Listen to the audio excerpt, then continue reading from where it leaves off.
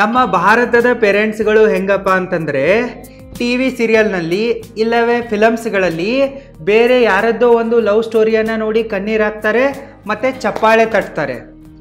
ಆದರೆ ಅಪ್ಪಿ ತಪ್ಪಿ ತಮ್ಮ ಮಕ್ಕಳೇನಾದರೂ ಯಾರನ್ನು ಲವ್ ಮಾಡ್ತಾ ಇದ್ದಾರೆ ಅನ್ನೋದು ಗೊತ್ತಾದರೆ ಚಪ್ಪಲಿ ಹರಿಯೋ ತನಕ ಹೊಡಿತಾರೆ. ಆ ಚಪ್ಪಲಿ ಹರಿದ ನಂತರ ಯಾಕೆ ಹರಿತಪ್ಪ ಅಂತೇಳಿ ಕೇಳಿ ಮತ್ತೆ ಹೊಡಿತಾರೆ. ಹೀಗಾಗಿ ಭಾರತೀಯ ಪೇರೆಂಟ್ಸ್ಗಳನ್ನು ಲವ್ ಮ್ಯಾರೇಜ್ಗೆ ಕನ್ವಿನ್ಸ್ ಮಾಡೋದು ಅಷ್ಟೊಂದು ಈಸಿ ಆದ ಕೆಲಸ ಅಲ್ಲ.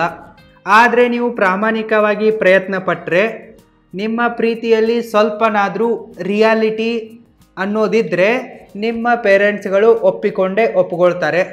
ಯಾಕಪ್ಪ ಅಂತಂದರೆ ಪೇರೆಂಟ್ಸ್ಗಳು ನಿಮ್ಮ ದುಶ್ಮನ್ಗಳಲ್ಲ. ಅವರಿಗೆ ನಿಮ್ಮ ಮೇಲೆ ಕಾಳಜಿ ಇರುತ್ತೆ. ನಿಮ್ಮನ್ನು ಹೆತ್ತು ಹೊತ್ತು ಕಷ್ಟಪಟ್ಟು ಸಾಕಿರ್ತಾರೆ ಒಂದು 20-25 ವರ್ಷ. ನೀವು ಯಾರನ್ನೋ ಮದುವೆಯಾಗಿ ಯಾರ ಜೊತೆಗೂ ಓಡೋದ್ರೆ ಮುಂದೆ ಏನಾಗುತ್ತೋ ಅನ್ನೋ ಭಯ ಅವರಿಗೆ ಕಾಡ್ತಾ ಇರುತ್ತೆ. ಅದಕ್ಕಾಗಿ ಯಾವಾಗ ನೀವು ನಿಮ್ಮ ಪ್ರೀತಿಯ ಬಗ್ಗೆ ಮಾತನಾಡ್ತಿರೋ ಆವಾಗ ಅವರು ಅಪೋಸ್ ಮಾಡ್ತಾರೆ. ಆದರೆ ನೀವು ನಮ್ಮ ಪ್ರೀತಿಯಲ್ಲಿ ನಿಜಾಂಶ ಇದೆ, ಟ್ರೂ ಲವ್ ಇದೆ, ಮತ್ತು ನೀವೇನಾದರೂ ನಮ್ಮ ಮೇಲೆ ನಂಬಿಕೆ ಇಟ್ಟು ನಮ್ಮ ಮದುವೆಯನ್ನು ಮಾಡಿಕೊಟ್ರೆ ನಾವು ಚೆನ್ನಾಗಿ ಬಾಳಿ ಬದುಕಿ ಹೆಮ್ಮೆಯಿಂದ ತೋರಿಸ್ತೀವಿ ಅನ್ನೋ ಭರವಸೆಯನ್ನು ನೀವು ನಿಮ್ಮ ಪೇರೆಂಟ್ಸ್ಗಳಲ್ಲಿ ಮೂಡಿಸಿದರೆ ಅವರು ನಿಮ್ಮ ಲವ್ ಮ್ಯಾರೇಜ್ಗೆ ಗ್ರೀನ್ ಸಿಗ್ನಲ್ ಕೊಡ್ತಾರೆ. ನಿಮ್ಮಲ್ಲಿ ಪ್ರಾಮಾಣಿಕತೆ ಇರಬೇಕು, ಜೆನ್ಯೂನ್ ಫೀಲಿಂಗ್ಸ್ಗಳಿರಬೇಕು, ಮತ್ತು ನೀವು ರೆಸ್ಪೆಕ್ಟ್ಫುಲ್ ಆದ ವೇನಲ್ಲಿ ಅಪ್ರೋಚ್ ಮಾಡಬೇಕು. ಆವಾಗ ನಿಮ್ಮ ಪೇರೆಂಟ್ಸ್ಗಳು ಒಪ್ಕೊಳ್ಳೋ ಚಾನ್ಸಸ್ ಇರುತ್ತೆ. ಒಂದು ವೇಳೆ ನೀವೇನಾದರೂ ನಿಮ್ಮ ಪೇರೆಂಟ್ಸ್ಗಳನ್ನು ಲವ್ ಮ್ಯಾರೇಜ್ಗೆ ಕನ್ವಿನ್ಸ್ ಮಾಡಬೇಕು ಅಂತ ಅಂದ್ಕೊಂಡಿದ್ರೆ ಈ ಟಿಪ್ಸ್ಗಳನ್ನು ಫಾಲೋ ಮಾಡಿ. ಒಂದು ವೇಳೆ ನೀವೇನಾದರೂ ನಿಮ್ಮದೇ ಆದ ಒಂದು ಸ್ವಂತ ಯೂಟ್ಯೂಬ್ ಚಾನಲನ್ನು ಶುರು ಮಾಡ್ಕೊಂಡ್ಬಿಟ್ಟು ನಿಮ್ಮ ನಾಲೆಜನ್ನು ಮತ್ತು ನಿಮ್ಮ ಟ್ಯಾಲೆಂಟನ್ನು ಜಗತ್ತಿನೊಂದಿಗೆ ಶೇರ್ ಮಾಡಿಬಿಟ್ಟು ಸೆಕೆಂಡ್ ಇನ್ಕಮ್ ಸೋರ್ಸನ್ನು, ಪ್ಯಾಸಿವ್ ಇನ್ಕಮ್ ಸೋರ್ಸನ್ನು ಕ್ರಿಯೇಟ್ ಮಾಡಬೇಕು ಅಂತ ಅಂದ್ಕೊಂಡಿದ್ರೆ ನೀವು ಈಗಲೇ roaringfilmschool.comಗೆ ವಿಸಿಟ್ ಮಾಡಿ ಮತ್ತು ನನ್ನ ಆನ್ಲೈನ್ ಯೂಟ್ಯೂಬ್ ಕ್ರಿಯೇಟರ್ ಕೋರ್ಸಿಗೆ ಜಾಯ್ನ್ ಆಗಿ. ಇದೇ ಥರ ನೀವು ಮೊಬೈಲ್ ವಿಡಿಯೋ ಎಡಿಟಿಂಗನ್ನು, ಪ್ರೊಫೆಷ್ನಲ್ ವಿಡಿಯೋ ಎಡಿಟಿಂಗನ್ನು ಕಲಿಬೋದು. ಎಲ್ಲ ತರಹದ ವಿಡಿಯೋಗಳನ್ನು ಎಡಿಟ್ ಮಾಡೋದನ್ನು ಕಲಿತ್ಬಿಟ್ಟು ನೀವು ವಿಡಿಯೋ ಎಡಿಟಿಂಗನ್ನು ಮಾಡಿ ಕೂಡ ದುಡ್ಡನ್ನು ಸಂಪಾದಿಸಬಹುದು. ಈ ಎಲ್ಲ ಕೋರ್ಸ್ಗಳ ಲಿಂಕು ಈ ವಿಡಿಯೋದ ಡಿಸ್ಕ್ರಿಪ್ಷನ್ ಬಾಕ್ಸಲ್ಲೂ ಕೂಡ ಇದೆ. ಚೆಕ್ ಮಾಡಿ ಮತ್ತು ನನ್ನ ಕೋರ್ಸ್ಗಳಿಗೆ ಜಾಯ್ನ್ ಆಗಿ. ನೀವು ನಿಮ್ಮ ಪೇರೆಂಟ್ಸ್ಗಳಿಗೆ ನಿಮ್ಮ ಪ್ರೀತಿಯ ಬಗ್ಗೆ ಹೇಳೋದಕ್ಕಿಂತ ಮುಂಚೆ ನಿಮ್ಮ ಪ್ರೀತಿ ನಿಜ ಇದೆನಾ ಇಲ್ವಾ, ನಿಮ್ಮ ಲವರ್, ನಿಮ್ಮ ಪ್ರೇಯಸಿ ಇಲ್ಲವೇ ಪ್ರಿಯಕರ ಒಳ್ಳೆಯವನಿದಾನ ಇಲ್ವಾ, ಅವನ ಅಸಲಿ ಯೋಗ್ಯತೆ ಏನಿದೆ, ಅವಳ ಅಸಲಿ ಯೋಗ್ಯತೆ ಏನಿದೆ ಅನ್ನೋದನ್ನು ಮೊದಲು ನೀವು ತಿಳ್ಕೊಳ್ಳಿ. ನಿಮ್ಮ ಲವ್ವನ್ನು ಮತ್ತು ಲವರನ್ನು ಫಸ್ಟ್ ನೀವು ಟೆಸ್ಟ್ ಮಾಡಿ. ಯಾರೋ ಇಷ್ಟ ಆದರೂ ಲವ್ ಆ್ಯಟ್ ಫಸ್ಟ್ ಸೈಟು ಹಾಗೆ ಹೀಗೆ ಅಂತೇಳಿ 2 ತಿಂಗಳಲ್ಲಿ 3 ತಿಂಗಳಲ್ಲಿ ನಮ್ಮದು ಟ್ರೂ ಲವ್ ಅನ್ನೋ ಒಂದು ಭ್ರಮೆಗೆ ಹೋಗಬೇಡಿ. 1-2 ವರ್ಷ ಟೈಮ್ ಕೊಡಿ. ಅದಕ್ಕೆ ಏನು ಅರ್ಜೆಂಟ್ ಇಲ್ಲ. ಒಮ್ಮಿಂದೊಮ್ಮೆ ನೀವೇನು ಮುದುಕಿ ಆಗಲ್ಲ. ನಿಮ್ಗೆ ಲವ್ ಆಗಿದೆನಾ, ಅವ್ರ ಮೇಲೆ ಫೀಲಿಂಗ್ಸ್ ಇದೆ ಅಂತ ಅನಿಸ್ತಾ ಇದೆನಾ, 1-2 ವರ್ಷ ವೇಟ್ ಮಾಡಿ. ಅದಕ್ಕೆ ಟೈಮ್ ಕೊಡಿ. ನಿಮ್ಮ ಪ್ರೀತಿಗೆ ಮೆಚ್ಯೂರ್ ಆಗೋಕ್ಕೆ ಟೈಮ್ ಕೊಡಿ. ಇಷ್ಟು ಟೈಮ್ ಕೊಟ್ಟ ನಂತರ ನಿಮಗೆ ಅನಿಸತ್ತಪ್ಪ ಅಂತಂದರೆ ಹೌದು ನಾನು ಇವಳ ಜೊತೆಗೆ ಚೆನ್ನಾಗಿ ಬದುಕಬಲ್ಲೆ ಅನ್ನೋ ಕಾನ್ಫಿಡೆನ್ಸ್ ನಿಮಗೆ ಬಂತಪ್ಪ ಅಂತಂದರೆ ಆವಾಗ ಮನೆಯವ್ರ ಜೊತೆಗೆ ಮಾತಾಡಿ. Tip number 1, counter their concern. ನಿಮ್ಮ ಪೇರೆಂಟ್ಸ್ಗಳು ಕಾರಣವಿಲ್ಲದೆ ನಿಮ್ಮ ಪ್ರೀತಿಯನ್ನು ಹೇಟ್ ಮಾಡಲ್ಲ. ಅವರು ನಿಮ್ಮ ಪ್ರೀತಿಗೆ ವಿರೋಧವನ್ನು ವ್ಯಕ್ತಪಡಿಸ್ತಾ ಇದ್ದಾರಪ್ಪ ಅಂತಂದರೆ ಏನಾದರೂ ಒಂದು ಬಲವಾದ ಕಾರಣ ಇದ್ದೇ ಇರುತ್ತೆ, ಏನಾದರೂ ಒಂದು ಅನುಮಾನ ಇಲ್ಲವೇ ಆತಂಕ ಇದ್ದೇ ಇರುತ್ತೆ. ಅದು ಏನು ಅನ್ನೋದನ್ನು ಫಸ್ಟ್ ನೀವು ಸರಿಯಾಗಿ ತಿಳ್ಕೋಬೇಕು. ಯಾಕೆ ನಿಮ್ಮ ಪೇರೆಂಟ್ಸ್ಗಳು ನಿಮ್ಮ ಪ್ರೀತಿಗೆ ವಿರೋಧವನ್ನು ವ್ಯಕ್ತಪಡಿಸ್ತಾ ಇದ್ದಾರೆ ಅನ್ನೋದನ್ನು ನೀವು ತಿಳಿದುಕೊಳ್ಬೇಕು. ಅದಾದ ನಂತರ ಅದನ್ನು ಸರಿಯಾಗಿ ಕೌಂಟರ್ ಮಾಡಬೇಕು. ಯಾಕೆ ಅವ್ರ ರೀತಿ ಹೇಳ್ತಾ ಇದ್ದಾರೆ, ಎಕ್ಸಾಕ್ಟ್ಲಿ ಕಾರಣ ಏನಿದೆ ಅನ್ನೋದನ್ನು ತಿಳ್ಕೊಂಬಿಟ್ಟು ಅವರನ್ನು ನೀವು ಕನ್ವಿನ್ಸ್ ಮಾಡಬೇಕು. ಅವರಲ್ಲಿ ಏನು ಬೇಕಾದರೂ ಪ್ರಬಲವಾದ ಕಾರಣ ಇರ್ಬೋದು. ನೀವು ಯಾರನ್ನು ಇಷ್ಟಪಡ್ತಾ ಇರ್ತೀರೋ ಅವರಿಗೂ ನಿಮಗೂ ಮ್ಯಾಚಿಂಗ್ ಇರದೇ ಇರ್ಬೋದು. ನಿಮ್ಮಲ್ಲಿ ಇನ್ಕಂಪ್ಯಾಟಿಬಿಲಿಟಿ ಇಲ್ಲ ಅಂತ ಅವ್ರಿಗೆ ಅನಿಸ್ತಾ ಇರ್ಬೋದು. ಮುಂದೆ ನೀವು ಜಗಳ ಆಡ್ತೀರಾ, ಡೈವರ್ಸನ್ನು ತಗೊತೀರಾ, ಇಲ್ಲವೇ ಛಪ್ರಿಗಳನ್ನು ಲವ್ ಮಾಡಿದ್ದೀರಾ ಅನ್ನೋದವ್ರಿಗೆ ಗೊತ್ತಾಗಿರುತ್ತೆ. ಅದಕ್ಕಾಗಿ ಅವರು ಮಾಡ್ತಾ ಇರ್ತಾರೆ ಆ ರೀತಿ. ಅದಕ್ಕಾಗಿ ನೀವು ಅವರಿಗೆ ಕನ್ವಿನ್ಸ್ ಮಾಡಬೇಕು ಮತ್ತು ಅವರ ಕನ್ಸರ್ನ್ ಏನಿದೆ ಅನ್ನೋದನ್ನು ಅರ್ಥ ಮಾಡಿಕೊಂಡು ಕೌಂಟರ್ ಮಾಡಬೇಕು. ಇನ್ನು ನೀವು ಬೇರೆ ಜಾತಿ ಬೇರೆ ಧರ್ಮದ ಹುಡುಗಿಯನ್ನು ಇಷ್ಟಪಟ್ಟಿದ್ರೆ ಆವಾಗಲೂ ಕೂಡ ಫ್ಯಾಮಿಲಿ ರೆಪ್ಯುಟೇಷನ್ ಇರುತ್ತೆ. ಅಂತಮರಿಂದ್ರು ಏನು ಅನ್ಕೊತಾರೆ, ಕಾಲೋನಿಯ ಜನ ಏನು ಅನ್ಕೊತಾರೆ, ರಿಲೇಟಿವ್ಸ್ನವರು ಮತ್ತು ಊರ ಜನ ಏನು ಅನ್ಕೊತಾರೆ ಅನ್ನೋ ಒಂದು ಭಯ ಇರುತ್ತೆ. ನೀವು ಯಾವಾಗ ಬೇರೆ ಜಾತಿ ಬೇರೆ ಧರ್ಮದವರನ್ನು ಮದುವೆ ಆಗ್ತೀನಿ ಅಂತೀರೋ ಆವಾಗ ಪೇರೆಂಟ್ಸ್ಗಳಿಗೆ ಫ್ಯಾಮಿಲಿ ರೆಪ್ಯುಟೇಷನ್ನ ಚಿಂತೆ ಬರುತ್ತೆ. ಆವಾಗ ನೀವು ಅವರ ಕನ್ಸರ್ನ್ಗೆ ಕೌಂಟರನ್ನು ಕೊಡಬೇಕು. ಸರಿಯಾಗಿ ಅವರಲ್ಲಿರುವ ಆತಂಕವನ್ನು ಬಗೆಹರಿಸಬೇಕು. ಇನ್ನು ಯಾವಾಗ ಫೈನಾನ್ಷಿಯಲ್ ಸ್ಟೇಟಸ್ಸು, ಸೋಷಿಯಲ್ ಸ್ಟೇಟಸ್ನ ವಿಚಾರ ಬರುತ್ತೋ ನೀವು ಅವರಿಗೆ ಹೇಳಬೇಕು, ನಾವಿಲ್ಲಿ ಬ್ಯೂಟಿ ಪ್ರಾಪರ್ಟಿಯ ಬಿಸ್ನೆಸ್ಸನ್ನು ಮಾಡ್ತಾ ಇಲ್ಲ, ಮದುವೆ ಅನ್ನೋದು ಮನಸ್ಸುಗಳ ಒಂದು ಮಿಲನ ಆಗಿದೆ, ಎರಡು ಕುಟುಂಬಗಳ ಮಿಲನ ಆಗಿದೆ. ಸೊ ಇಲ್ಲಿ ದುಡ್ಡನ್ನು ವಿಚಾರವನ್ನು ನಾವು ತೊಗೊಂಬಂದುಬಿಟ್ರೆ ಮುಂದೆ ಬದುಕೋಕ್ಕಾಗಲ್ಲ, ದುಡ್ಡೇ ಎಲ್ಲ ಅಲ್ಲ ಅಂಥೇಳಿ ನೀವು ಕನ್ವಿನ್ಸ್ ಮಾಡಬೇಕು. ಬ್ಯೂಟಿ ಪ್ರಾಪರ್ಟಿ ಬಿಸ್ನೆಸ್ಸನ್ನು ಮಾಡೋಕ್ಕೆ ನಾನು ರೆಡಿ ಇಲ್ಲ, ನಾವು ಮನಸ್ಸನ್ನು ನೋಡಬೇಕು, ಬರೀ ಮನಿಯನ್ನಲ್ಲ. ಈ ರೀತಿ ಅವರಿಗೆ ಎಕ್ಸಾಂಪಲ್ಗಳನ್ನು ಕೊಟ್ಟು ನೀವು ಅವರಿಗೆ ಕೌಂಟರ್ ಕೊಡಬೇಕು. ಇನ್ನು ಯಾವಾಗ ಜಾತಿ ಮತ್ತು ಧರ್ಮದ ವಿಚಾರ ಬರುತ್ತೋ ನೀವು ಒಂದು ಸ್ವಲ್ಪ ಆಳವಾಗಿ ಇಳಿಬೇಕು. ಯಾಕಪ್ಪ ಅಂದರೆ ಎಲ್ಲರೂ ಕೂಡ ಪ್ರಾಕ್ಟಿಕಲ್ ಮನಸ್ಥಿತಿಯಲ್ಲಿ ಇರಲ್ಲ, ಎಲ್ಲರೂ ಎಜುಕೇಟೆಡ್ ಆಗಿರಲ್ಲ. ಮತ್ತು ಎಷ್ಟೇ ಎಜುಕೇಟೆಡ್ ಆಗಿದ್ದರೂ ಕೂಡ ನಮ್ಮ ಪೇರೆಂಟ್ಸ್ಗಳು ಈ ಜಾತಿ ಧರ್ಮಗಳಲ್ಲೇ ಬಿದ್ದು ಒದಾಡ್ತಾ ಇರ್ತಾರೆ. ಅವರು ಪ್ರಾಣ ಬಿಡ್ತಾರೆ, ಆದರೆ ತಮ್ಮ ಜಾತಿ ಧರ್ಮಗಳನ್ನು ಬಿಟ್ಕೊಡಲ್ಲ ಅನ್ನೋ ಒಂದು ಮೆಂಟಾಲಿಟಿಯಲ್ಲಿರ್ತಾರೆ. ಆವಾಗ ನೀವು ಒಂದು ಸ್ವಲ್ಪ ಸೈಂಟಿಫಿಕ್ ಪ್ರೂಫ್ಸ್ಗಳನ್ನು ಮತ್ತು ಹಿಸ್ಟೋರಿಕ್ ಪ್ರೂಫ್ಸ್ಗಳನ್ನು ತೊಗೊಂಡ್ಬಿಟ್ಟು ನಿಮ್ಮ ಪೇರೆಂಟ್ಸ್ಗಳನ್ನು ಕೌಂಟರ್ ಕೊಟ್ಟು ಕನ್ವಿನ್ಸ್ ಮಾಡಬೇಕು. ನಾನು ನಮ್ಮ ಫ್ಯಾಮಿಲಿಯಲ್ಲಿರುವ ಲವ್ ಮ್ಯಾರೇಜ್ನ ಎಕ್ಸಾಂಪಲ್ಗಳನ್ನೇ ಈಗ ಕೊಡ್ತಾ ಹೋಗುವೆ, ನಿಮಗೆ ಎಷ್ಟು ಅರ್ಥ ಆಗುತ್ತೋ ಅಷ್ಟು ಅರ್ಥ ಮಾಡ್ಕೊಳ್ಳಿ.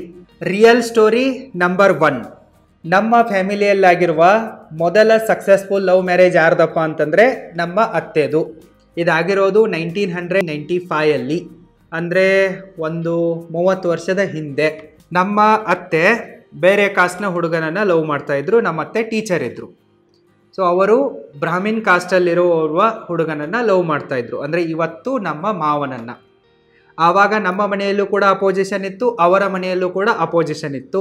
ಮತ್ತು ನಮ್ಮತ್ತೆ ಟೀಚರ್ ಆಗಿರೋದ್ರಿಂದ ಬಸವಣ್ಣನವರು ಕೂಡ ಬ್ರಾಹ್ಮಣರೇ, ಬಸವಣ್ಣನವರು ಮೇಲು ಕೀಳು ಅಂತ ಭೇದ ಭಾವ ಮಾಡಬೇಡ ಅಂತ ಹೇಳಿದ್ದಾರೆ, ಬಸವಣ್ಣನವರನ್ನು ಬರೀ ಪೂಜೆ ಮಾಡಿದರೆ ಸಾಲದು, ಫಾಲೋ ಮಾಡಬೇಕು ಅಂತೆಲ್ಲ ಎಮೋಷ್ನಲ್ ಡೈಲಾಗ್ಗಳನ್ನು ಹೇಳಿ ಒಂದು ರೇಂಜಿಗೆ ಕನ್ವಿನ್ಸ್ ಮಾಡೋ ಪ್ರಯತ್ನ ಪಟ್ಟಿದ್ರು.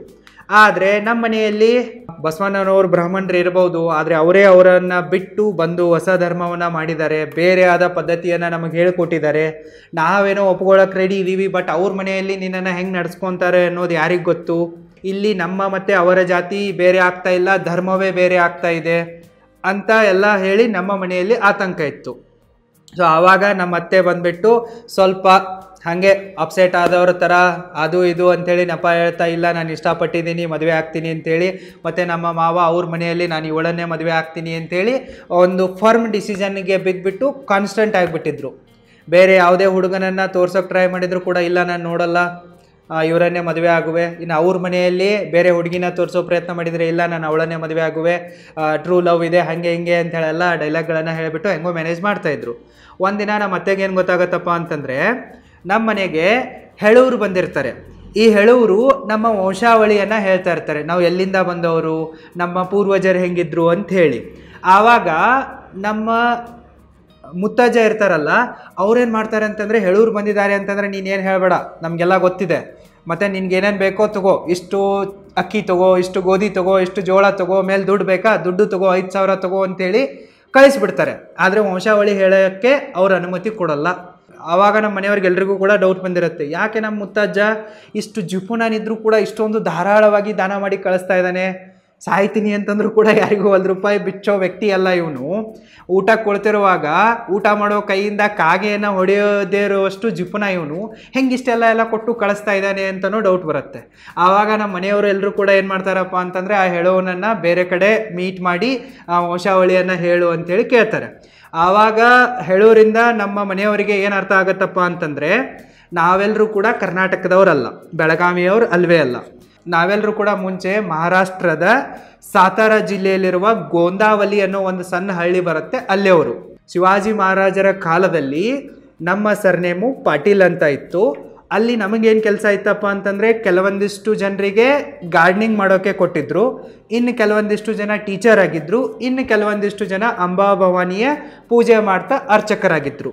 ಸೊ ಅಲ್ಲಿ ನಮ್ಮ ಕಾಸ್ಟು ಪರ್ಟಿಕ್ಯುಲರ್ ಆಗಿ ಏನಿತ್ತು ಅನ್ನೋದಕ್ಕೆ ಕನ್ಫ್ಯೂಷನ್ಗಳಿವೆ. ಕೆಲವೊಂದಿಷ್ಟು ಜನರ ಪ್ರಕಾರ ನಾವು ಮರಾಠ ಕಮ್ಯುನಿಟಿಯಲ್ಲಿದ್ವಿ ಅಂತ ಹೇಳ್ತಾರೆ, ಇನ್ನು ಕೆಲವೊಂದಿಷ್ಟು ಜನರ ಪ್ರಕಾರ ನಾವೆಲ್ಲರೂ ಕೂಡ ಬ್ರಾಹ್ಮಣರಾಗಿದ್ವಿ, ಅದಕ್ಕಾಗಿಯೇ ನಮಗೆ ಪೂಜೆ ಕೊಟ್ಟಿದ್ರು ಅಂತ ಹೇಳ್ತಾರೆ. ಯಾವಾಗ ಶಿವಾಜಿ ಮಹಾರಾಜರ ಮಗ ಸಂಭಾಜಿ ಮಹಾರಾಜರ ಹತ್ಯೆ ಆಗುತ್ತೋ ಆವಾಗ ಪೇಶ್ವೆಗಳ ಅಧಿಕಾರ ಬರುತ್ತೆ. ಸೊ ಆವಾಗ ನಮ್ಮನ್ನು ಕರ್ನಾಟಕ ಮಹಾರಾಷ್ಟ್ರ ಗಡಿಯಲ್ಲಿರುವ ಒಂದು ಸಣ್ಣ ಸಂಸ್ಥಾನಕ್ಕೆ, ರಾಸ್ತೆ ಅನ್ನೋ ಒಂದು ಸಣ್ಣ ಸಂಸ್ಥಾನ ಇರುತ್ತೆ, ಅದರ ರಾಜ ಕೂಡ ಪೇಶ್ವೆನೇ ಇರ್ತಾನೆ. ಮಾಡಿರ್ತಾನೆ, ಇಲ್ಲಿ ಬ್ರಾಹ್ಮಣರನ್ನೇ ರಾಜ ಮಾಡಿರ್ತಾನೆ.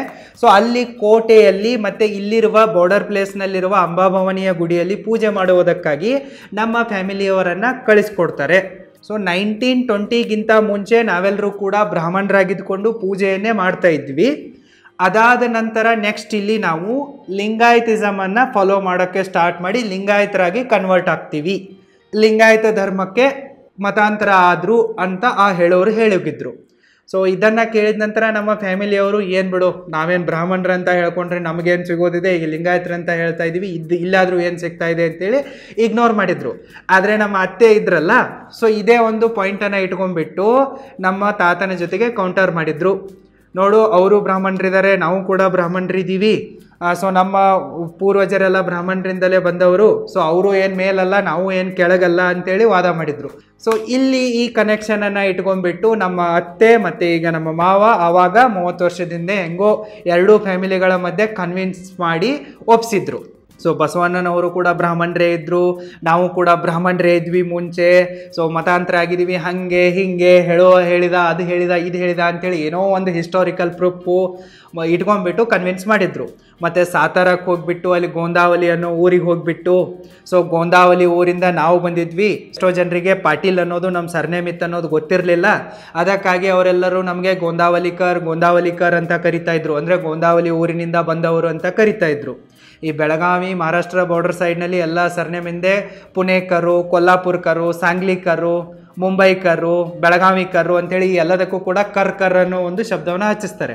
ಹೀಗಾಗಿ ಗೋಂದಾವಲಿಯಿಂದ ಬಂದವರು ಗೋಂದಾವಲಿಕರ್ ಅಂತ ಅದು ಪಾಟೀಲ್ ಇದ್ದದ್ದು ಗೋಂದಾವಲಿಕರ್ ಆಗಿ ಕನ್ವರ್ಟ್ ಆಯಿತು. ಮುಂದೆ ಅದೇ ಜನ ದೊಡ್ಡದಲ್ಲಿ ಪ್ರೊನೌನ್ಸ್ ಮಾಡೋದು ಅಂತ ಹೇಳ್ಬಿಟ್ಟು ಅದನ್ನು ಗೋಂದಾಲಿ ಅಂತೇಳಿ ಪ್ರೊನೌನ್ಸ್ ಮಾಡಿದ್ರು. ಮುಂದೆ ಬಂದುಬಿಟ್ಟು ಅದು ಗೋಂದ್ಲಿ ಅಂತೇಳಿ ಆಯಿತು.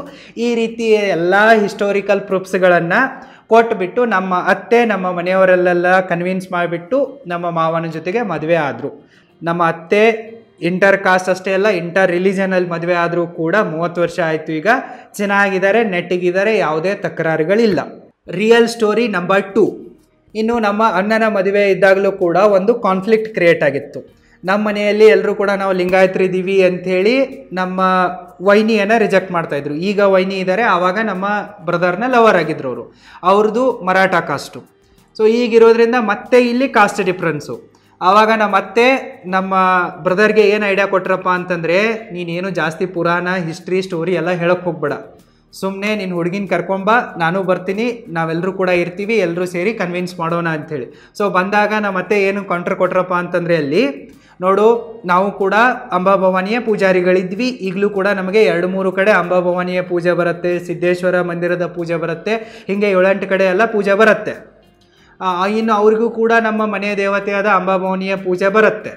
ಸೊ ಅವರು ಪೂಜಾರಿಗಳಿದ್ದಾರೆ, ನಾವು ಪೂಜಾರಿಗಳಿದ್ದೀವಿ, ಸೊ ಇದರಲ್ಲಿ ಜಾತೀಯತೆ ಮಾಡೋದು ಬೇಡ ಅಂಥೇಳಿ ನಮ್ಮ ಮನೆಯವರ ಏನು ಬೇರೆ ಜಾತಿ ಅಂತ ಇರೋ ಒಂದು ಕನ್ಸರ್ನ್ ಇತ್ತಲ್ಲ, ಅದಕ್ಕೆ ಕೌಂಟ್ರ್ ಕೊಟ್ಬಿಟ್ಟು ಒಪ್ಪಿಸಿದ್ರು. Real story number 3. ಇನ್ನು ನಮ್ಮ ಮತ್ತೊಬ್ಬ ಕಜಿನ್ ಬ್ರದರಿಗೆ ಮದುವೆ ಆಗುವಾಗಲೂ ಕೂಡ ಇದೇ ಪ್ರಾಬ್ಲಮ್ ಕ್ರಿಯೇಟ್ ಆಗಿತ್ತು. ನಾವು ಲಿಂಗಾಯತರಿದ್ದೀವಿ, ಮತ್ತು ನಮ್ಮ ಅಣ್ಣ ಇದಾನಲ್ಲ, ಅವನು ಜೈನ್ ಕಾಸ್ಟ್ನ ಹುಡುಗಿಯನ್ನು ಲವ್ ಮಾಡಿದ್ದ. ಸೊ ನಮ್ಮ ಮನೆಯಲ್ಲೂ ಕೂಡ ಒಪ್ತಾ ಇರಲಿಲ್ಲ, ಅವ್ರ ಮನೆಯಲ್ಲೂ ಕೂಡ ಒಪ್ತಾ ಇರಲಿಲ್ಲ. ಹೀಗೆ ಅದು ಕಾನ್ಫ್ಲಿಕ್ಟ್ ಶುರು ಆಗಿತ್ತು. ಒಂದು 6 ತಿಂಗಳು 1 ವರ್ಷ ಹೋಯ್ತು. ಸೊ ಹೆಂಗೋ ಮಾಡಿ ಇಬ್ಬರು 10 ಕರೆದು 2 ಮನೆಯವರ ಮೀಟಿಂಗ್ ಮಾಡಿಸಿದ್ರು. ಸೊ ನಮ್ಮ ಮನೆಯವರು ಅಂತಂದ್ರು ನಮ್ಮ ವಿಚಾರಧಾರೆಗಳು ಬೇರೆ ಇವೆ, ಅವರು ಅಂತಂದ್ರು ಹೌದು ನಮ್ಮದು ಎಲ್ಲ ಧರ್ಮ ಬೇರೆ ಆಗುತ್ತೆ, ಹಂಗೆ ಅಂಥೇಳಿ.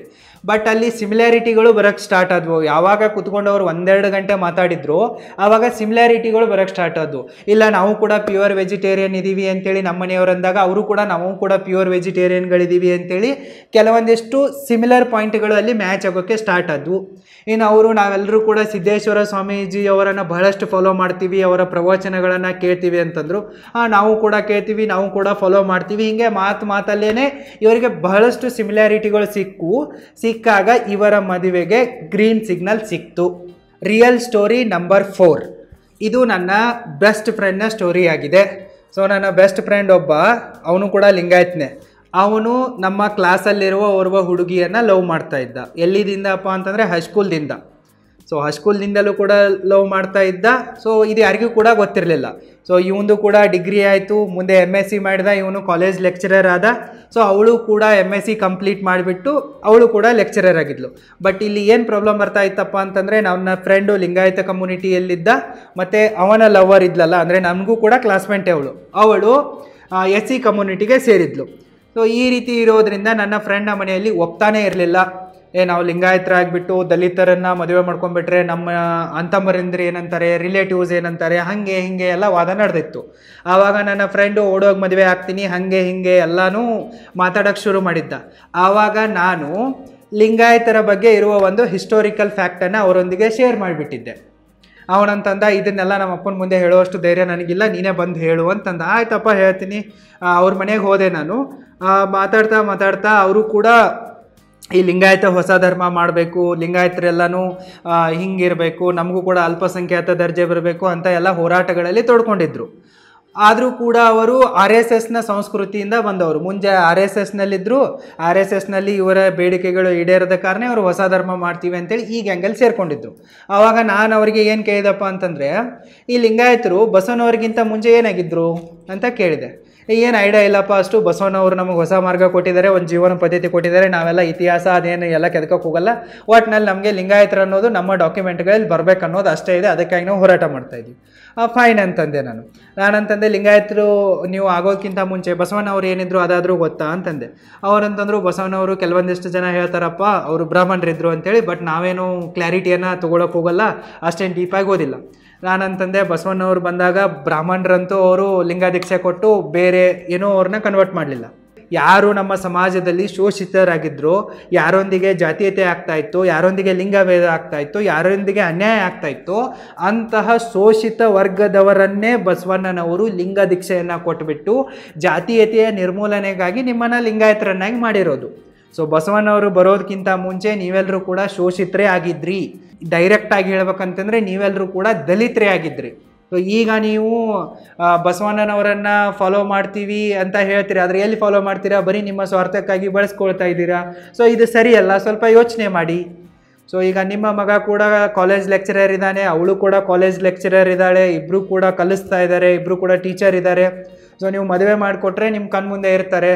ಸೊ ನೀವೇನಾದರೂ ಹಠಕ್ಕೆ ಬಿದ್ದರೆ ನಿಮ್ಮ ಮೇಲಂತೂ ಅವ್ರೇನು ನಿಂತಿಲ್ಲ. ಬೇರೆ ಮನೆ ಮಾಡ್ಕೊಳ್ಳೋ ಕೆಪಾಸಿಟಿ ಅವ್ರಿಗಿದೆ, ದುಡಿಯೋ ಕೆಪಾಸಿಟಿ ಅವ್ರಿಗಿದೆ, ಸಮಾಜದಲ್ಲಿ ಸ್ಥಾನಮಾನ ಘನತೆ ಗೌರವ ಇದೆ, ಕಲ್ತಿದ್ದಾರೆ. ಕೋರ್ಟ್ ಮ್ಯಾರೇಜ್ ಆಗೋದು ಅವ್ರಿಗೇನು ದೊಡ್ಡ ವಿಚಾರ ಅಲ್ಲ. ಸೊ ಅವರೇನಾದರೂ ಓಡೋಗಿ ಕೋರ್ಟ್ ಮ್ಯಾರೇಜ್ ಆದರೆ ನಿಮ್ಮ ಮೂಗೆ ಕಟ್ಟಾಗತ್ತೆ, ಮತ್ತೆ ನಿಮ್ಮ ಮುಖಕ್ಕೇನೆ ಮಸಿ ಬೆಳ್ದಂಗೆ ಆಗುತ್ತೆ. ಅದಕ್ಕಾಗಿ ನೋಡಿ ಯೋಚನೆ ಮಾಡಿ ಮದುವೆ ಮಾಡಿಕೊಡಿ ಅಂಥೇಳಿ ನಾನು ಸಣ್ಣವನಾಗಿ ಬಯಸ್ಕೊಂಡ್ರು ಕೂಡ ನೋಡೋಣ ಅಂಥೇಳಿ ಹೇಳಿಬಿಟ್ಟೆ. ಸೊ ಅವರು ಕೂಡ ಒಂದು 2 ತಿಂಗಳು ವಿಚಾರ ಮಾಡಿಬಿಟ್ಟು ಯಾರ್ಯಾರು ಲಿಂಗಾಯತ ಕಮ್ಯುನಿಟಿಯಲ್ಲಿ ದೊಡ್ಡ ದೊಡ್ಡ ಇತಿಹಾಸ ತಜ್ಞ ಅಂಥೇಳಿ ಬಿಲ್ಡಪ್ ಕೊಡ್ತಾ ತಿರುಗ್ತಾರೋ, ಮತ್ತು ನಾವು ಎಲ್ಲರೂ ಬುದ್ಧಿಜೀವಿಗಳು ಅಂಥೇಳಿ ಹೇಳ್ತಾ ತಿರುಗ್ತಾ ಇರ್ತಾರೋ ಅಂಥವ್ರ ಜೊತೆಗೆ ಒಂದು 4 ಜನರ ಜೊತೆಗೆ ಡಿಸ್ಕಷನ್ ಮಾಡಿ ಒಂದು 3 ತಿಂಗಳಲ್ಲಿ ನನ್ನ ಫ್ರೆಂಡ್ನ ಮದುವೆಗೆ ಗ್ರೀನ್ ಸಿಗ್ನಲನ್ನು ಕೊಟ್ಟರು. ಸೊ ನನ್ನ ಫ್ರೆಂಡ್ಗೂ ಕೂಡ ಮದುವೆಯಾಗಿ ಈಗ 6 ವರ್ಷ ಆಯಿತು. ಅವ್ರಿಗೆ ಒಂದು ಮಗುನೂ ಕೂಡ ಇದೆ, ಚೆನ್ನಾಗಿದ್ದಾರೆ ಗಂಡ ಹೆಂಡತಿ. ಸೊ ಈ ರೀತಿ ನೀವು ಕೂಡ ನೋಡಬೇಕು ನಿಮ್ಮ ಮನೆಯವರ ಕನ್ಸರ್ನ್ ಏನಿದೆ, ಯಾವ ಕಾರಣಕ್ಕಾಗಿ ಅವರು ಬೇಡ ಅಂತ ಇದ್ದಾರೆ. ನಮ್ಮ ಫ್ಯಾಮಿಲಿಯ ರೆಪ್ಯುಟೇಷನ್ಗೆ ಡ್ಯಾಮೇಜ್ ಬರುತ್ತಾ? ಬೇರೆ ಜಾತಿ ಬೇರೆ ಧರ್ಮದವರ ಜೊತೆಗೆ ಮದುವೆ ಮಾಡಿಕೊಟ್ರೆ ಸಮಾಜ ಏನನ್ನತ್ತೆ ಅಂಥೇಳಿ ಅವರು ಹೆದರ್ತಾ ಇದ್ದಾರಾ? ಈ ರೀತಿಯಾದ ಆತಂಕ ಅವರಲ್ಲಿತ್ತಪ್ಪ ಅಂತಂದರೆ ಹಿಸ್ಟ್ರಿಯಲ್ಲಿ ಬಹಳಷ್ಟು ಉದಾಹರಣೆಗಳಿವೆ. ನೀವು ನೋಡಿ, ಪ್ರತಿಯೊಂದು ಜಾತಿ ಪ್ರತಿಯೊಂದು ಧರ್ಮದಲ್ಲೂ ಕೂಡ ಬಹಳಷ್ಟು ಬಸವಣ್ಣನವರಾಗಿ ಹೋಗಿದ್ದಾರೆ. ಬಸವಣ್ಣವರು ಒಬ್ಬರೇ ಆಗಿಲ್ಲ, ಬಹಳಷ್ಟು ಜನ ಆಗಿದ್ದಾರೆ. ಜ್ಯೋತಿಬಾ ಫುಲೆ ಅವರಾಗಿ ಹೋಗಿದ್ದಾರೆ, ಸಾವಿತ್ರಿಬಾಯಿ ಫುಲೆ ಇದ್ದಾರೆ, ಅಂಬೇಡ್ಕರ್ ಇದ್ದಾರೆ, ಕನಕದಾಸರಿದ್ದಾರೆ, ಪುರಂದರದಾಸರಿದ್ದಾರೆ. ಬರೀ ಹಳೆ ಕಾಲದಲ್ಲಿದ್ದರು ಅಂತಲ್ಲ, ಇವತ್ತಿನ ಸಮಾಜದಲ್ಲೂ ಕೂಡ ಬಹಳಷ್ಟು ಮುಂದಾಲೋಚನೆ ಇರುವ ಜನ ಇದ್ದಾರೆ. ಸೊ ಅವರ ಎಕ್ಸಾಂಪಲನ್ನು ತೊಗೊಂಡ್ಬಿಟ್ಟು ನಿಮ್ಮ ಪೇರೆಂಟ್ಸ್ಗಳನ್ನು ನೀವು ಕನ್ವಿನ್ಸ್ ಮಾಡಿ, ಅವರಲ್ಲಿರುವ ಭಯವನ್ನು ಕೌಂಟರ್ ಮಾಡಿ. ಇನ್ನು ನೀವು ಜೆನೆಟಿಕ್ ಥಿಯರಿಯನ್ನು ಇಟ್ಕೊಂಡ್ಬಿಟ್ಟು ಸೈಂಟಿಫಿಕ್ ಆಗಿರುವ ಕೌಂಟರನ್ನು ಕೊಡ್ಬೋದು. ಈ ರೀತಿ ಹಿಸ್ಟಾರಿಕಲ್ ಪ್ರೂಫ್ಸ್ಗಳನ್ನು ಇಟ್ಕೊಂಡ್ಬಿಟ್ಟು ಸೈಂಟಿಕಲ್ ಪ್ರೂಫ್ಸ್ಗಳನ್ನು ಇಟ್ಕೊಂಡ್ಬಿಟ್ಟು ಅವರ ಕನ್ಸರ್ನನ್ನು ಕೌಂಟರ್ ಮಾಡಿ ನಿಮಗೆ ಗ್ರೀನ್ ಸಿಗ್ನಲ್ ಸಿಗತ್ತೆ. Tip number 2, choose right time and right situation for discussion. ಯಾವಾಗ ನೀವು ನಿಮ್ಮ ಪ್ರೇಮದ ಬಗ್ಗೆ ನಿಮ್ಮ ಮನೆಯವರ ಹತ್ರ ಮಾತನಾಡಬೇಕು ಅಂತ ಅನ್ಕೊತಿರ್ತೀರಲ್ಲ, ರೈಟ್ ಟೈಮನ್ನು ಸೆಲೆಕ್ಟ್ ಮಾಡಿ ಮತ್ತು ರೈಟ್ ಸಿಚುವೇಶನನ್ನು ಸೆಲೆಕ್ಟ್ ಮಾಡ್ಕೊಳ್ಳಿ. ಯಾವಾಗ ನಿಮ್ಮ ಮನೆಯಲ್ಲಿ ಏನಾದರೂ ಫಂಕ್ಷನ್ ನಡೀತಾ ಇರತ್ತೋ, ಎಲ್ಲ ಫ್ಯಾಮಿಲಿಯವರು ಕೂಡಿರ್ತಾರೋ, ಆವಾಗ ಈ ಮಾತನ್ನು ಎತ್ತಬೇಡಿ. ನಿಮ್ಮ ಮನೆಯಲ್ಲಿ ನೀವು ಯಾರೊಂದಿಗೆ ಜಾಸ್ತಿ ಕ್ಲೋಸ್ ಆಗಿರ್ತೀರೋ, ಫ್ರೆಂಡ್ ಥರ ಇರ್ತೀರೋ, ಅವರಿಗೆ ಫಸ್ಟು ಏಕಾಂತದಲ್ಲಿ ಪ್ರೈವೇಟಾಗಿ ಈ ವಿಚಾರವನ್ನು ಹೇಳಿ. ನಾನು ಈ ರೀತಿಯಾದ ಹುಡುಗನನ್ನು, ಈ ರೀತಿ ಇರುವ ಹುಡುಗಿಯನ್ನು ಇಷ್ಟಪಡ್ತಾ ಇದ್ದೀನಿ, ಮದುವೆ ಆಗಬೇಕು ಅಂತ ಅನ್ಕೊತಾ ಇದ್ದೀನಿ, ಮತ್ತು ನಾನು ನನ್ನ ಲವರನ್ನು ಟೆಸ್ಟ್ ಮಾಡಿರುವೆ, ಮತ್ತು ಇದೇನು ಸಡನ್ ಡಿಸಿಷನ್ ಅಲ್ಲ, ಲವ್ ಆ್ಯಟ್ ಫಸ್ಟ್ ಸೈಟ್ ಅಲ್ಲ. ನಾನು ಇದಕ್ಕೆ 1 ವರ್ಷ 2 ವರ್ಷ ಟೈಮ್ ತೊಗೊಂಡು ಸರಿಯಾಗಿ ಯೋಚನೆ ಮಾಡಿ ಎಲ್ಲ ರೀತಿಯಿಂದಲೂ ಯೋಚನೆ ಮಾಡಿನೇ ಈ ನಿರ್ಧಾರಕ್ಕೆ ಬಂದಿರುವೆ. ಅದಕ್ಕಾಗಿ ನಿಮಗೆ ಹೇಳ್ತಾ ಇರುವೆ ಅಂಥೇಳಿ ಯಾರು ನಿಮ್ಮ ಮನೆಯಲ್ಲಿ ನಿಮಗೆ ತುಂಬಾ ಕ್ಲೋಸ್ ಇರ್ತಾರೋ ಅವರಿಗೆ ಪ್ರೈವೇಟಾಗಿ ಏಕಾಂತದಲ್ಲಿ ಹೇಳಿ. ಅದನ್ನು ಬಿಟ್ಬಿಟ್ಟು ಫಂಕ್ಷನ್ ನಡೆದಾಗ ಗುಂಪಲ್ಲಿ ಗೋವಿಂದ ಅನ್ನೋ ಥರ ಹೇಳಬೇಡಿ. ಸೊ ಈ ರೀತಿ ನೀವು ಹೇಳಿದ ನಂತರ ನಿಮ್ಮ ಮನೆಯ ಓರ್ವ ಮೆಂಬರು ಅಂದರೆ ನಿಮ್ಮ ಅಪ್ಪ ನಿಮ್ಮ ಅಮ್ಮನ ಜೊತೆಗೆ ಡಿಸ್ಕಸ್ ಮಾಡ್ತಾರೆ, ನಿಮ್ಮ ಅಮ್ಮನಿಗೆ ಹೇಳಿದರೆ ನಿಮ್ಮ ಅಪ್ಪನ ಜೊತೆಗೆ ಡಿಸ್ಕಸ್ ಮಾಡ್ತಾರೆ. ಇನ್ನು ನೀವೇನಾದರೂ ನಿಮ್ಮ ಅಕ್ಕನಿಗೆ ಮತ್ತು ನಿಮ್ಮ ಅಣ್ಣನಿಗೆ ಈ ರೀತಿ ಎಲ್ಲ ಹೇಳಿಬಿಟ್ರೆ ಆವಾಗ ಅವರು ನಿಮ್ಮ ಮನೆಯಲ್ಲಿರುವ ದೊಡ್ಡವರ ಜೊತೆಗೆ ಡಿಸ್ಕಷನ್ಗಳನ್ನು ಮಾಡ್ತಾರೆ. ಮತ್ತು ಆವಾಗ ಡಿಸ್ಕಷನಲ್ಲೂ ಕೂಡ ನೀವು ಕಾಮ್ ಆಗಿರಿ, ಕೂಲ್ ಆಗಿರಿ, ನಗ್ನಗ್ತಾ ಕಾನ್ಫಿಡೆಂಟಾಗಿ ಮಾತಾಡಿ. ಜಗಳಗಳನ್ನು ಮಾಡೋಕ್ಕೆ ಹೋಗ್ಬೇಡಿ, ಕೋಪ ಮಾಡ್ಕೊಂಡ್ಬಿಟ್ಟು ಮುನಿಸಿಕೊಳ್ಳೋದು ಈ ರೀತಿ ಎಲ್ಲ ಮಾಡೋಕ್ಕೆ ಹೋಗ್ಬೇಡಿ. ಸರಿಯಾದ ಟೈಮಿಗೆ ಸರಿಯಾದ ರೀತಿಯಲ್ಲಿ ಅವರೊಂದಿಗೆ ಮಾತಾಡಿ. ಮತ್ತು ಈ ಫ್ಯಾಮಿಲಿ ಡಿಸ್ಕಷನ್ನಲ್ಲಿ ನಿಮ್ಮ ಹಿತಶತ್ರುಗಳನ್ನು ಇನ್ವಾಲ್ವ್ ಮಾಡ್ಕೊಳ್ಳೋಕೆ ಹೋಗ್ಬೇಡಿ. ನಿಮ್ಮ ಎಲ್ಲ ಹಿತಚಿಂತಕರು ನಿಮಗೆ ಒಳ್ಳೆಯವರಂತೆ ಹೇಳಕ್ಕೆ ಬರಲ್ಲ, ನಿಮ್ಮ ಜೊತೆಗೇ ಇರ್ತಾರೆ. ಅವರು ಯಾವತ್ತೂ ಕೂಡ ನಿಮ್ಮ ಒಳ್ಳೆಯದನ್ನು ಬಯಸ್ತಾ ಇರಲ್ಲ. ನಿಮ್ಮ ಅಂತಮರಲ್ಲೂ ಕೂಡ ಇಂಥ ಹುಳುಗಳಿರ್ತವೆ, ನಿಮ್ಮ ರಿಲೇಟಿವ್ಸ್ಗಳಲ್ಲಿ ಕೆಲವೊಂದಿಷ್ಟು ಹುಳುಗಳಿರ್ತವೆ. ಅವುಗಳನ್ನು ನೀವು ಅವಾಯ್ಡ್ ಮಾಡಿ. ನೀವೇನು ಮಾಡಿ, ಯಾರು ನಿಮಗೆ ರಿಯಲ್ ಆಗಿ ಹಿತಚಿಂತಕರಿದ್ದಾರೋ ಅವರನ್ನು ಮಾತ್ರ ಈ ಫ್ಯಾಮಿಲಿ ಡಿಸ್ಕಷನ್ನಲ್ಲಿ ಸೇರಿಸಿ ಮತ್ತು ಇದರ ಬಗ್ಗೆ ಹೆಲ್ದಿಯಾಗಿ ಓಪನ್ ಅಪ್ ಆಗಿ ಡಿಸ್ಕಷನ್ಗಳನ್ನು ಮಾಡಿ. ಮತ್ತು ನೀವು ನಿಮ್ಮ ಫ್ಯಾಮಿಲಿ ಮೆಂಬರ್ಸ್ಗೆ ಇದು ಸಡನ್ ಡಿಸಿಷನ್ ಅಲ್ಲ, ನಾನು ತುಂಬಾ ಯೋಚನೆ ಮಾಡಿ ಎಲ್ಲ ಟೆಸ್ಟ್ಗಳನ್ನು ಮಾಡಿ ಎಲ್ಲ ಆ್ಯಂಗಲ್ದಿಂದನೂ ಥಿಂಕ್ ಮಾಡಿ ಈ ಡಿಸಿಷನ್ಗೆ ಬಂದಿರುವೆ. ಅದಕ್ಕಾಗಿ ನಿಮಗೆ ಹೇಳ್ತಾ ಇರುವೆ. ಆದರೆ ನಾನೇನು ಓಡೋಗಿ ಮದುವೆ ಆಗಲ್ಲ, ಕೋರ್ಟ್ ಮ್ಯಾರೇಜ್ ಆಗಲ್ಲ, ಕದ್ದು ಮುಚ್ಚಿ ಮದುವೆ ಆಗಲ್ಲ. ನಿಮ್ಮ ಅನುಮತಿಯೊಂದಿಗೆ ನಾನು ಮದುವೆ ಆಗ್ತೀನಿ. ಅದಕ್ಕಾಗಿ ನಾನು ನಿಮಗೆ ಇಷ್ಟೆಲ್ಲವನ್ನು ನೇರವಾಗಿ ಓಪನ್ ಅಪ್ ಆಗಿ ಹೇಳ್ತಾ ಇದ್ದೀನಿ. ನೀವೊಂದು ಸರ್ತಿ ನನ್ನ ಲವರ್ನ ಜೊತೆಗೆ ಮಾತಾಡಿ, ನನ್ನ ಗರ್ಲ್ಫ್ರೆಂಡ್ ಜೊತೆಗೆ ಮಾತಾಡಿ, ನನ್ನ ಬಾಯ್ ಫ್ರೆಂಡ್ನ ಜೊತೆಗೆ ಮಾತಾಡಿ. ಒಂದು ಸರ್ತಿ ನೀವು ಹುಡುಗ ಹೆಂಗಿದ್ದಾನೆ ಹುಡುಗಿ ಹೆಂಗಿದ್ದಾಳೆ ಅಂತೇಳಿ ಮಾತಾಡಿ. ನೀವು ಯಾವಾಗ ಮನೆಗೆ ಕರೀರಿ ಅಂತಿರಲ್ಲ ಆವಾಗ ನಾನು ಕರಿತೀನಿ. ಒಂದು ಸರ್ತಿ ನೀವು ನನ್ನ ಲವರ್ನ ಜೊತೆಗೆ ಮಾತಾಡಿ, ನಿಮಗೇನು ಡೌಟ್ ಇದೆಯೋ ಅವರಿಗೇನೆ ನೇರವಾಗಿ ಕೇಳಿ. ಅದಾದ ನಂತರ ನೀವು ಅನುಮತಿ ಕೊಟ್ಟರೆ ಮುಂದಿನ ವಿಚಾರವನ್ನು ಮಾತಾಡೋಣ ಅಂತ ಹೇಳಿಬಿಟ್ಟು ಫಸ್ಟ್ ನೀವು ನಿಮ್ಮ ಲವರನ್ನು ಹೆಂಗಾದರೂ ಮಾಡಿ ನಿಮ್ಮ ಮನೆಯವರಿಗೆ ಮೀಟ್ ಮಾಡಿಸಿ. ಅವರನ್ನು ನೇರ ಮಾತಾಡೋಕೆ ಬಿಡಿ. ಮತ್ತು ಯಾವಾಗ ನೀವು ನಿಮ್ಮ ಲವರನ್ನು ನಿಮ್ಮ ಮನೆಯವರಿಗೆ ಮೀಟ್ ಮಾಡೋಕ್ಕೆ ಕರ್ಕೊಂಡು ಬರೋರು ಇರ್ತೀರೋ ಅದಕ್ಕಿಂತ 1-2 ದಿನ ಮುಂಚೆ ಒಂದು ಸ್ವಲ್ಪ ನಿಮ್ಮ ಮನೆಯವರ ಬ್ರೈನ್ ವಾಶ್ ಮಾಡಿ. ನಿಮ್ಮ ಲವರ್ನಲ್ಲಿ ಏನು ಒಳ್ಳೆ ಕ್ವಾಲಿಟಿಗಳಿವೆ, ಲವರ್ನ ಮನೆಯಲ್ಲಿ ಏನು ಒಳ್ಳೆ ಕ್ವಾಲಿಟಿಗಳಿವೆ ಅಲ್ಲ ಅವುಗಳನ್ನೆಲ್ಲವನ್ನು ಹೇಳಿ. ಬರೀ ಒಳ್ಳೆ ಕ್ವಾಲಿಟಿಗಳನ್ನು ಹೇಳಿದರೆ ಡೌಟ್ ಬರುತ್ತೆ. ಅದಕ್ಕಾಗಿ 1-2 ಕೆಟ್ಟ ಕ್ವಾಲಿಟಿಗಳನ್ನು ಕೂಡ ಹೇಳಿ. ಯಾರೂ ಕೂಡ 100% ಒಳ್ಳೆಯವರು ಇರಲ್ಲ, ಸ್ವಲ್ಪನಾದರೂ ಏನಾದರೂ ನೆಗೆಟಿವ್ ಪಾಯಿಂಟ್ಸ್ಗಳಿರ್ತವೆ, ಅವುಗಳನ್ನು ಹೇಳಿ. ಈ ರೀತಿ ಒಂದು ಸ್ವಲ್ಪ ಹೋಮ್ವರ್ಕನ್ನು ಮಾಡಿಬಿಟ್ಟು ನಿಮ್ಮ ಲವರನ್ನು ನಿಮ್ಮ ಮನೆಯವರ ಜೊತೆಗೆ ಮೀಟ್ ಮಾಡಿಸಿ. ಮತ್ತು ಅವ್ರಿಗೂ ಕೂಡ ಒಂದು ಡೈಲಾಗ್ ಹೇಳೋಕ್ಕೆ ಹೇಳಿ ಕೊನೆಗೆ, ನಾವಂತೂ ಇಷ್ಟಪಟ್ಟಿದ್ದೀವಿ, ಸೊ ನೀವು ದೊಡ್ಡವರಿದ್ದೀರಾ, ಸೊ ನೀವು ದೊಡ್ಡವ್ರು ಹೆಂಗೆ ಹೇಳ್ತೀರೋ ಆ ರೀತಿ ನಾವು ಮಾಡ್ತೀವಿ, ನೀವು ಗ್ರೀನ್ ಸಿಗ್ನಲ್ ಕೊಡೋ ತನಕ ನಾವು ವೇಟ್ ಮಾಡ್ತೀವಿ, ನಾವಂತೂ ಮದುವೆಗೆ ಆತುರತೆಯನ್ನು ಪಡಲ್ಲ, ನೀವು ಕೂಡ ನಮ್ಮನ್ನು ಟೆಸ್ಟ್ ಮಾಡಿ ನಮ್ಮ ಫ್ಯಾಮಿಲಿ ಜೊತೆಗೆ ಮಾತಾಡಿ. ಮತ್ತು ನಿಮಗೆ ನಾವು ಚೆನ್ನಾಗಿರ್ತೀವಿ ಅಂತ ಅನಿಸಿದರೆ, ಭರವಸೆ ಮೂಡಿದರೆ ನಮಗೆ ಮದುವೆ ಮಾಡೋಕ್ಕೆ ಪರ್ಮಿಷನ್ ಕೊಡಿ, ನಾವು ಚೆನ್ನಾಗಿರ್ತೀವಿ, ನಿಮ್ಮ ಘನತೆಗೆ ಧಕ್ಕೆ ಬರದಂತೆ ನಾವು ಈ ಸಮಾಜದಲ್ಲಿ ಹೆಮ್ಮೆಯಿಂದ ಬಾಳಿ ಬದುಕಿ ತೋರಿಸ್ತೀವಿ, ನೀವು ಎಲ್ಲಿ ತನಕ ಗ್ರೀನ್ ಸಿಗ್ನಲ್ ಕೊಡಲ್ವೋ ಅಲ್ಲಿ ತನಕ ನಾವು ಕಾಯ್ತೀವಿ, ನಿಮ್ಮ ಡಿಸಿಷನನ್ನು ನಮಗೆ ಹೇಳಿ ಅಂಥೇಳಿ ಈ ರೀತಿ ಮಾತನ್ನು ಕ್ಲೋಸ್ ಮಾಡೋಕ್ಕೆ ಹೇಳಿ. ಅವ್ರು ಇಲ್ಲ ಅಂತಂದಾಗ ಹಾಗೆ ಸಿಟ್ ಮಾಡಿಕೊಂಡು ಹೋಗೋಕ್ಕೆಲ್ಲ ಹೋಗಬೇಡಿ. ನಿಮ್ಮ ಮನೆಯವ್ರಿಗೂ ಕೂಡ ಸ್ವಲ್ಪ ಬ್ರೈನ್ ವಾಶ್ ಮಾಡಿ. ಮತ್ತು ನಿಮ್ಮ ಲವ್ವರ್ಗೆ ಸರಿಯಾಗಿ ಹೋಮ್ವರ್ಕ್ ಮಾಡಿಸಿನೇ ನಿಮ್ಮ ಮನೆಯವರ ಜೊತೆಗೆ ಮೀಟಿಂಗನ್ನು ಫಿಕ್ಸ್ ಮಾಡಿ. Tip number 3, do non cooperation moment.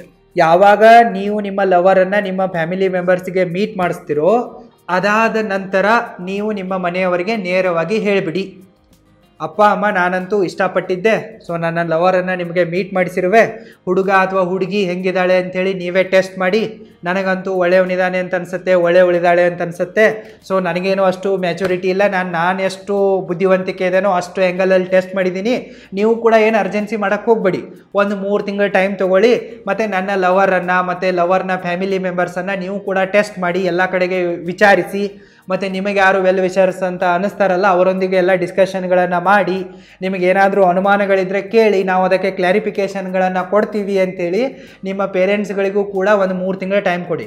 ಸಡನ್ನಾಗಿ ಎಮೋಷ್ನಲ್ ಬ್ಲ್ಯಾಕ್ಮೇಲ್ಗಳನ್ನು ಮಾಡೋಕ್ಕೆ ಹೋಗಬೇಡಿ, ಸೀದಾ ಹೋರಾಟ ಮಾಡೋಕ್ಕೆ ಹೋಗಬೇಡಿ, ಟೈಮನ್ನು ತಗೊಳ್ಳಿ ಅಂತ ಅವರಿಗೆ ನೇರವಾಗಿ ಹೇಳಿ. ಸೊ ನೀವು ಅವರಿಗೆ 3 ತಿಂಗಳ ಟೈಮ್ ಕೊಟ್ಟರೂ ಕೂಡ ನಿಮ್ಮ ಪೇರೆಂಟ್ಸ್ಗಳು ನೋ ಅಂತ ಹೇಳಿದರೆ, ಆವಾಗ ನೀವು ನಿಮ್ಮ ಪೇರೆಂಟ್ಸ್ಗಳೊಂದಿಗೆ ನಾನ್ ಕೋಆಪರೇಷನ್ ಮೂಮೆಂಟನ್ನು ಸ್ಟಾರ್ಟ್ ಮಾಡಿ, ಅಂದರೆ ಅಸಹಕಾರ ಚಳುವಳಿಯನ್ನು ಪ್ರಾರಂಭ ಮಾಡಿಬಿಡಿ. ಅವ್ರು ಯಾವುದೇ ಕೆಲಸಕ್ಕೆ ನೀವು ನೋನು ಅನ್ನಂಗಿಲ್ಲ, ಎಸ್ಸು ಅನ್ನಂಗಿಲ್ಲ, ಸೈಲೆಂಟ್ ಆಗಿರೋದು, ಆರಾಮಾಗಿ ಊಟ ಮಾಡೋದು. ಆದರೂ ಕೂಡ ಮನೆಯಲ್ಲಿ ಇವಳೇನೂ ತಿಂದೇ ಇಲ್ಲ, ಇವನೇನೂ ತಿಂದೇ ಇಲ್ಲ, ಸರಿಯಾಗಿಲ್ಲ, ಇವನು ಮೂಡ್ ಅಪ್ಸೆಟ್ ಆಗಿದೆ ಅನ್ನೋ ಥರ ಬಿಹೇವ್ ಮಾಡೋದು. ಮತ್ತು ಯಾವಾಗ ನಿಮಗೆ ಬೇರೆ ಹುಡುಗನನ್ನು ಬೇರೆ ಹುಡುಗಿಯನ್ನು ತೋರ್ಸೋಕ್ಕೆ ಏನಾದರೂ ನಿಮ್ಮ ಮನೆಯವರು ಟ್ರೈ ಮಾಡಿದರೆ, ಆವಾಗ ನೇರವಾಗಿ ಹೇಳಿಬಿಡೋದು, ನಾನಂತೂ ಒಬ್ಬರನ್ನು ಇಷ್ಟಪಟ್ಟಿರುವೆ, ಅವರ ಜೊತೆಗೆ ನಾನು ಮೆಂಟಲಿ ಮ್ಯಾರೇಜ್ ಆಗಿಬಿಟ್ಟಿರುವೆ, ಮದುವೆ ಮಕ್ಕಳು ಮೊಮ್ಮಕ್ಕಳು ಇಲ್ಲಿ ತನಕ ಎಲ್ಲವನ್ನ ಕೂಡ ಯೋಚನೆ ಮಾಡಿಬಿಟ್ಟಿರುವೆ, ಫಿಕ್ಸ್ ಆಗಿಬಿಟ್ಟಿರುವೆ, ಅವರನ್ನು ಬಿಟ್ಟಂತೂ ಬದುಕಕ್ಕೆ ನನಗಾಗಲ್ಲ.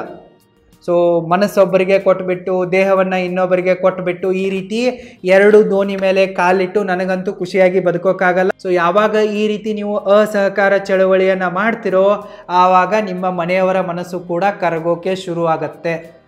ನೇರವಾಗಿ ಪ್ರತಿಭಟನೆ ಮಾಡಲ್ಲ, ನೇರವಾಗಿ ಪ್ರತಿಭಟನೆ ಮಾಡಿದರೆ ನಿಮ್ಮ ಮೇಲೆ ಲಾಠಿ ಚಾರ್ಜ್ ಮಾಡ್ತಾರೆ. ಇದನ್ನ ನೆನಪಲ್ಲಿಟ್ಕೊಳ್ಳಿ. ನಾನು 7th ನಮ್ಮ ಅಪ್ಪನಿಗೆ ಒಂದು ಸೈಕಲ್ ಕೊಡಿಸು ಅಂತ ಕೇಳಿದ್ದೆ. ನಮ್ಮ ಅಪ್ಪನಿಗೆ ಗೊತ್ತಿತ್ತಲ್ಲ, ಇವನೇನು ಚೆನ್ನಾಗಿ ಸ್ಟಡಿ ಮಾಡಲ್ಲ, ಯಾವುದೋ ಕೆಲಸಕ್ಕೆ ಬಾರದ ಬುಕ್ಸ್ಗಳನ್ನು ಓದ್ತಾ ತಿರ್ಗ್ತಾ ಇರ್ತಾನೆ, ಬರೀ ಭಾಷಣ ಬಗಿತಾ ತಿರ್ಗ್ತಾ ಇರ್ತಾನೆ, ಇವನೇನು ಚೆನ್ನಾಗಿ ಸ್ಕೋರ್ ಮಾಡಲ್ಲ ಅಂತ ಹೇಳ್ಬಿಟ್ಟು ನೀನು ಟಾಪಲ್ಲಿ ಬಂದರೆ ಕೊಡಿಸ್ತೀನಿ ಅಂತಂದಿದ್ದ. ಸೊ ನಾನು 7th ಟಾಪಲ್ಲಿ ಬಂದುಬಿಟ್ಟೆ ಸಡನ್ನಾಗಿ. ಸೊ ಆವಾಗ ಸೈಕಲ್ ಕೊಡಿಸೋದು ನಮ್ಮ ಅಪ್ಪನ ಜವಾಬ್ದಾರಿ ಆಗಿತ್ತು. ನಮ್ಮಪ್ಪ ಕೊಡಿಸ್ಲಿಲ್ಲ. ನನಗೆ ಹೈಸ್ಕೂಲ್ಗೆ ಹೋಗೋವಾಗ ಸೈಕಲ್ ಬೇಕೇ ಆಗಿತ್ತು. ಯಾಕಂತಂದರೆ ಎಲ್ಲರೂ ಕೂಡ ಸ್ಕೂಟಿ ತಂದೆ, ಬೈಕ್ ತಂದೆ ಅಂತೇಳಿ ಮಾಡ್ತಾಯಿದ್ರು ಅವಾಗಿನ ಕಾಲದಲ್ಲಿ. ಸೊ ನನ್ನ ದುಶ್ಮನ ಒಬ್ಬಳಿದಾಳಲ್ಲ, ಸೊ ಅವಳು ಹೊಸ ಸೈಕಲ್ ತಂದಿದ್ಲು, ಅದಕ್ಕಾಗಿ ನನಗೂ ಕೂಡ ಹೊಸ ಸೈಕಲ್ ಬೇಕಾಗಿತ್ತು. ಸೊ ನಮ್ಮ ಅಪ್ಪನಿಗೆ ಕೊಡಿಸು ಅಂತಂದೆ, ನಮ್ಮಪ್ಪ ಕೊಡಿಸ್ಲಿಲ್ಲ. ಅದಕ್ಕಾಗಿ ನಾನು ಸೀದಾ ಪ್ರತಿಭಟನೆಗಿಳಿದ್ಬಿಟ್ಟೆ. ಆವಾಗ ನಮ್ಮಪ್ಪ ಏನು ಹೇಳಿದಪ್ಪ ಅಂತಂದರೆ, ನೋಡು, ಬೇರೆಯವ್ರ ಹತ್ರ ಇರೋದು ನಮ್ಮ ಹತ್ರ ಇರಬೇಕು ಅಂತೇಳಿ ಎಲ್ಲವನ್ನ ಕೂಡ ಆಸೆ ಪಡಬಾರ್ದು, ನಾವು ಬೇರೆಯವರ ಖುಷಿಯನ್ನು ನೋಡಿ ಖುಷಿ ಪಡಬೇಕು ಅನ್ನೋ ಒಂದು ವೇದಾಂತವನ್ನು ಹೇಳಿದ. ಆವಾಗ ನಾನು ಕೂಡ ಏನು ಮಾಡಿದಪ್ಪ ಅಂತಂದರೆ, ಬೇರೆಯವರು ಕೂಡ ಮದುವೆ ಮಾಡ್ತಾ ಇದ್ದಾರೆ, ಬೇರೆಯವರು ಕೂಡ ಮಕ್ಕಳನ್ನು ಮಾಡ್ತಾ ಇದ್ದಾರೆ ಅಂತಂದರೆ ಅದನ್ನೇ ನೋಡಿ ಖುಷಿ ಪಡಬೇಕು. ನಮ್ಮ ಮಕ್ಕಳಿಗೆ ಕೇಳಿದ್ದನ್ನು ಕೊಡಿಸೋ ಕೆಪಾಸಿಟಿ ಇಲ್ಲಪ್ಪ ಅಂತಂದರೆ ಮದುವೆನೂ ಆಗಬಾರ್ದು, ಮಕ್ಕಳು ಆಗಬಾರ್ದು ಅನ್ನೋ ವೇದಾಂತವನ್ನು ನಾನು ಹೇಳಿದ್ದೆ. ಅದಕ್ಕಾಗಿ ನಮ್ಮ ಅಪ್ಪ ಕಾಲಲ್ಲಿರೋ ಚಪ್ಪಲಿಯನ್ನು ತೊಗೊಂಡ್ಬಿಟ್ಟು ಚಪ್ಪಲಿ ಹರಿಯೋ ತನಕ ನಮ್ಮ ಕಾಲನಿಯೆಲ್ಲ ಅಡ್ಡಾಡಿಸಿದ್ದು ಸಾಲದಂತೇಳಿ ನಮ್ಮ ಊರಲ್ಲಿ, ಮಾರ್ಕೆಟಲ್ಲಿ, ನಮ್ಮ ಸ್ಕೂಲಲ್ಲಿ ನಾನು ಎಲ್ಲೇ ಹೋದರೂ ಕೂಡ ಚಪ್ಪಲಿ ಹರಿಯೋ ತನಕ ಹೊಡೆದಿದ್ದ. ಸೊ ನಮ್ಮ ಊರಲ್ಲಿ ಇದು ದೊಡ್ಡ ನ್ಯೂಸ್ ಆಗಿತ್ತು. ಸೊ ನೀವೇನಾದರೂ ಅಸಹಕಾರ ಚಳವಳಿ ಮಾಡೋದು ಬಿಟ್ಟು ನೇರ ಪ್ರತಿಭಟನೆಗಿಳಿದ್ರೆ ನಿಮ್ಮ ಮೇಲೂ ಲಾಠಿ ಚಾರ್ಜ್ ಆಗತ್ತೆ. ಗೋರ್ಮೆಂಟ್ನವರು ಕೂಡ ಲಾಠಿ ಚಾರ್ಜ್ ಮಾಡ್ತಾ ಇರ್ತಾರೆ ನೋಡಿ ಸ್ಟ್ರೈಕಿಗೆ ಕೂತವ್ರಿಗೆ. ಆ ರೀತಿ ನಿಮ್ಮ ಮನೆಯವರು ಕೂಡ ನಿಮ್ಮ ಮೇಲೆ ಲಾಠಿ ಚಾರ್ಜ್ ಮಾಡ್ತಾರೆ, ನಿಮಗೆ ಹೊಡೆಯೋದು ಬಡಿಯೋದು ಮಾಡ್ತಾರೆ, ನಿಮ್ಮನ್ನು ರೂಮಲ್ಲಿ ಕೂಡಾಕ್ತಾರೆ. ಅದಕ್ಕಾಗಿ ನೇರ ಪ್ರತಿಭಟನೆಗೆ ಇಳಿಯಲ್ಲ, ಸೈಲೆಂಟಾಗಿ ಗಾಂಧೀಜಿಯವರ ಥರ ಅಸಹಕಾರ ಚಳವಳಿ ಮಾಡಿದ್ರೇ ನಿಮ್ಮ ಕೆಲಸ ಈಡೇರುತ್ತೆ. ಇಲ್ಲಿ ಯುದ್ಧ ಮಾಡೋದ್ರಿಂದ, ಬಡದಾಟ ಮಾಡೋದ್ರಿಂದ ಬ್ರಿಟಿಷರು ಬಗ್ಲಿಲ್ಲ. ಆದರೆ ಗಾಂಧೀಜಿಯವರು ಅಸಹಕಾರ ಚಳವಳಿಗೆ ಬ್ರಿಟಿಷರು ಬಗ್ಲೇಬೇಕಾಯಿತು. ಸೊ ನಿಮ್ಮ ಮನೆಯವರು ಕೂಡ ನಿಮ್ಮ ಅಸಹಕಾರ ಚಳವಳಿಗೆ ಬಗ್ತಾರೆ. ನೀವು ನಿಮ್ಮ ಪ್ರೀತಿಗೆ, ನಿಮ್ಮ ಪ್ರೀತಿ ಪಾತ್ರರಿಗೆ, ನಿಮ್ಮ ಡಿಸಿಷನ್ಗೆ ಸ್ಟಿಕ್ ಆನ್ ಆಗಿರಿ. ಈ ರೀತಿ ನೀವು 1 ವರ್ಷ 2 ವರ್ಷ ನಿಮ್ಮ ಡಿಸಿಷನ್ಗೆ ನೀವು ಸ್ಟಿಕ್ ಆನ್ ಆಗಿ ನಿಂತ್ಕೊಂಡ್ರೆ ನಿಮ್ಮ ಮನೆಯವರ ಮನಸ್ಸು ಕೂಡ ಕರಗತ್ತೆ. ಇನ್ನು ನೀವು ಯಾರನ್ನು ಲವ್ ಮಾಡಿರ್ತೀರೋ ಅವರು ನಿಮ್ಮ ಜೊತೆಗೆ ಲೈಫ್ ಲಾಂಗ್ ಇರ್ತಾರಾ, ನಿಮಗಾಗಿ ಸಾಯೋಕ್ಕೆ ರೆಡಿ ಆಗ್ತಾರಾ, ಮದುವೆ ಆದಮೇಲೆ ನಿಮಗೆ ಚೆನ್ನಾಗಿರ್ತಾರ ಅನ್ನೋದು ಕೂಡ ಟೆಸ್ಟ್ ಆಗಿಬಿಡುತ್ತೆ. ಇನ್ನು ನಿಮ್ಮ ಮನೆಯಲ್ಲಿ ಒಪ್ತಾ ಇಲ್ಲ ಅಂಥೇಳಿ 3 ತಿಂಗಳಲ್ಲಿ ನಿಮ್ಮ ಲವರು ಬೇರೆ ಯಾರನ್ನಾದರೂ ಮದುವೆ ಮಾಡ್ಕೊಂಡ್ಬಿಟ್ರೆ ಹಿಂಗೂ ಆಗೋ ಚಾನ್ಸಸ್ ಇರುತ್ತೆ. ಸೊ ಅದಕ್ಕಾಗಿ 1-2 ವರ್ಷ ಈ ರೀತಿ ನಿಮ್ಮ ಡಿಸಿಷನ್ಗೆ ಸ್ಟಿಕ್ ಆನ್ ಆಗಿರಿ. ನಿಮ್ಮ ಲವರಿಗೂ ಕೂಡ ಅಗ್ನಿ ಪರೀಕ್ಷೆ ಆಗುತ್ತೆ ಮತ್ತು ನಿಮ್ಮ ಮನೆಯವರು ಕೂಡ ಕರಗಿ ಸ್ವಲ್ಪ ಒಪ್ಕೊತಾರೆ. ಸೊ ಇದೇ ಒಂದು ಬೆಸ್ಟ್ ವೇ ಅಂತ ಅನಿಸುತ್ತೆ. ನಮ್ಮ ಮನೆಯಲ್ಲಿ ಆಲ್ಮೋಸ್ಟ್ ಆಲ್ ಜನರದ್ದು ಲವ್ ಮ್ಯಾರೇಜೇ ಇದೆ.